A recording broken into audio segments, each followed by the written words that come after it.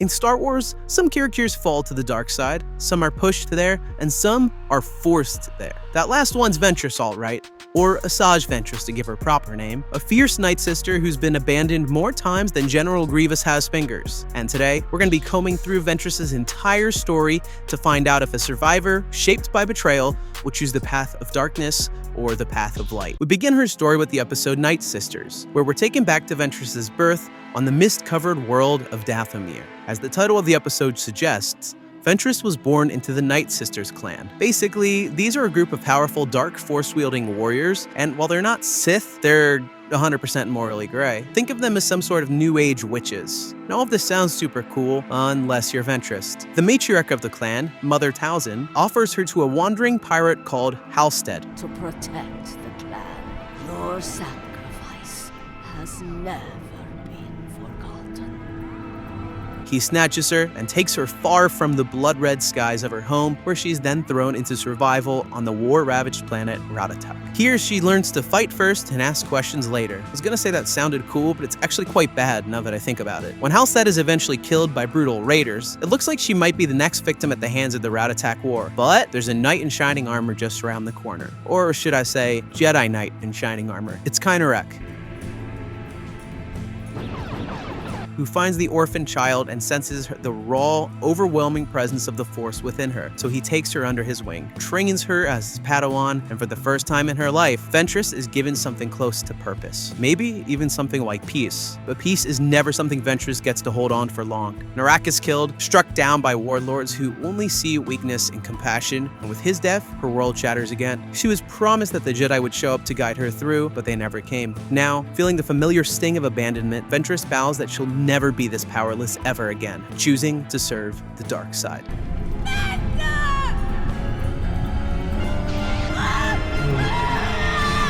Just as a quick note, in between this and the next episode we're about to cover, she was recruited by Count Dooku, and he knows all about turning from the light into the darkness. Her on-screen story continues in the first episode of the Clone Wars series Ambush, where Ventress arrives on the coral moon of Rugoso under direct orders from Count Dooku. Her goal is to sway the neutral system of Toydaria into an alliance with the Separatists to gain political power for her Dark Master. She spearheads an army of droids and carefully lays a plan to prove her side's strength. Basically, if the people of Toydaria don't bend to her will, she'll make them. She proposes a test to King Katuko, who calls on the help of none other than Master Yoda, or as Yoda'd say, to help, I am here. With snipers hidden among the cliffs and battle droids closing in from every angle, Ventress orchestrates a calculated demonstration of might, trusting in her numbers, her tech, and her relentless ambition. But as the encounter unfolds, it becomes clear that Yoda is not there to match power with power. He's there to show what the Force truly is. He dismantles her forces piece by piece, and shows her, just as Narek did, that the path to power doesn't have to be dark. As her grip on the situation slips, and King Katuko begins to lean toward the Jedi, Ventress receives a cold and final order from Dooku. If she cannot win the King's loyalty, she is to end his life. But before she can deal a big blow, Yoda steps in and blocks any attempt, leaving her with no other choice than retreat. We next see her in the episode Cloak of Darkness, where she's on another mission for Dooku, tasked with the recovery of Trade Federation Viceroy Nute Gunray. He's being held in Republic custody aboard a heavily guarded cruiser. Inside the ship, Jedi Master Luminara Unduli and her Padawan, Ahsoka Tano, oversee the prisoner transfer, unaware that danger has already slipped past their defenses.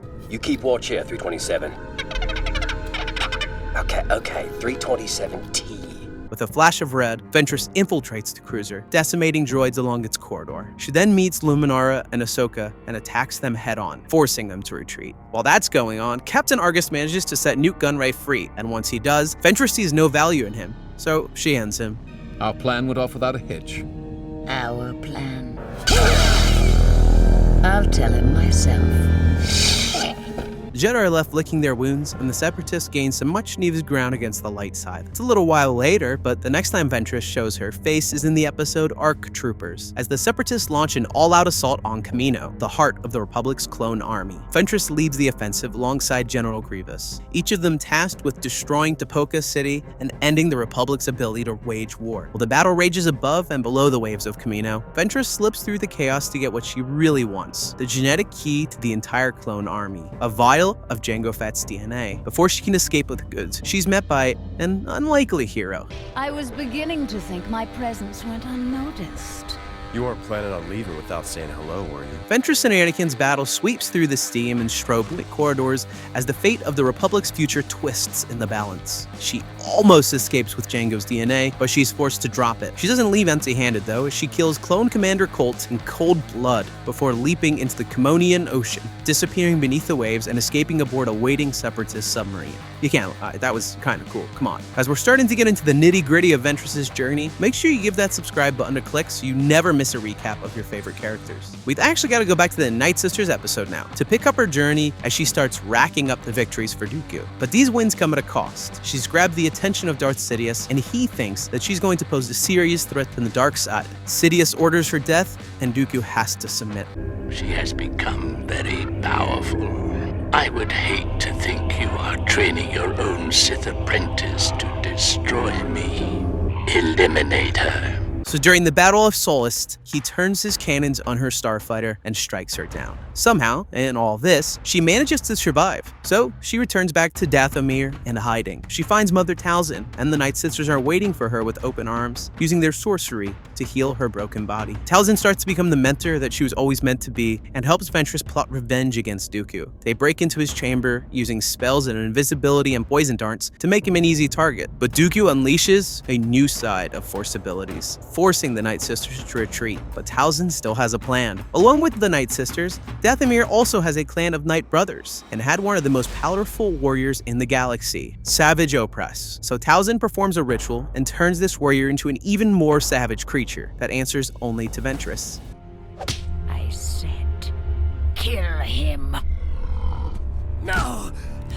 Brother, please! And in the episode Monster, she presents him to Dooku as a new apprentice, pretending to understand why the Count attacked her and offering him as a symbol of peace. However, in Witches of the Mist, Ventress puts her revenge plans into full force when she calls Savage to turn on his master, and together they strike with everything they have. But Savage's mind cracks under the weight of two masters, and the fight plunges into even more chaos as he lashes out at both Dooku and Ventress, breaking free of their control and escaping into the galaxy. Her revenge becomes a total failure, and although she doesn't know it yet, this little act has sealed the fate of her people, because this Dooku guy does not mess around. In the episode Massacre, he sends General Grievous to Dathomir, leading a droid invasion into the misty swamps of the Night Sisters' home. Ventress fights beside her sisters with everything she has, clashing sabers with Grievous in a brutal personal duel, while Talzin unleashes her most powerful sorcery in a last stand against annihilation. But the onslaught is too great. Droids overwhelm the Covenant. Grievous cuts through the warrior after warrior, and even Talzin is forced to fade into spirit to escape. Ventress manages to escape as she watches her world burn, and once again, she's alone to wander the galaxy. Lost in the world, we once again run into Ventress in the episode Bounty, where she turns to bounty hunting, joining Boba Fett's crew for a high-stakes job on Corzite. Here, she clashes with the young leader, but proves herself when she discovers the cargo is a kidnapped girl destined for forced marriage. So she turns on her allies and frees the girl, locking Fett in the delivery chest, walking away unpaid, but with a newfound moral code which she swears to stand by. Then, in revenge, her hunt for a new bounty leads her into the trap of Savage Opress and the newly resurrected Darth Maul. And with no other option, she allies herself with someone we all know very well. It looks like I'm here to rescue you. When did you become the good guy? Don't insult me. Now fighting side by side with the Jedi she once tried to kill, she survives the duel with Savage and Maul, escaping by the skin of her teeth. But last time we see Ventress in the Clone Wars, she encounters Ahsoka, wrongly accused and on the run, and instead of turning Ahsoka in, Ventress helps her navigate the criminal underworld. So that's where Ventress' story ends in the series. But in a novel called The Dark Disciple, she once again tries to get revenge on Dooku, but this time alongside the Jedi Master Quinlan Voss. Their idea was that killing Dooku would end the Clone War, so the pair go to attack him. But in the fire of the battle, Ventress chooses to sacrifice herself to save Voss's life, and she dies. That was pretty much the end of her story until this year when Star Wars Tales of the Underworld dropped. She was offered a second chance at survival by the spirit of Mother Talzin, and she grabbed it with both hands. She's resurrected in the ruins of Dathomir, where she is now 100% on the light side, even mentoring a young Jedi Padawan named Deleco Strata. Restoring peace to the galaxy is nice and all, but she's got a bigger goal in mind now, finding Quinlan Voss.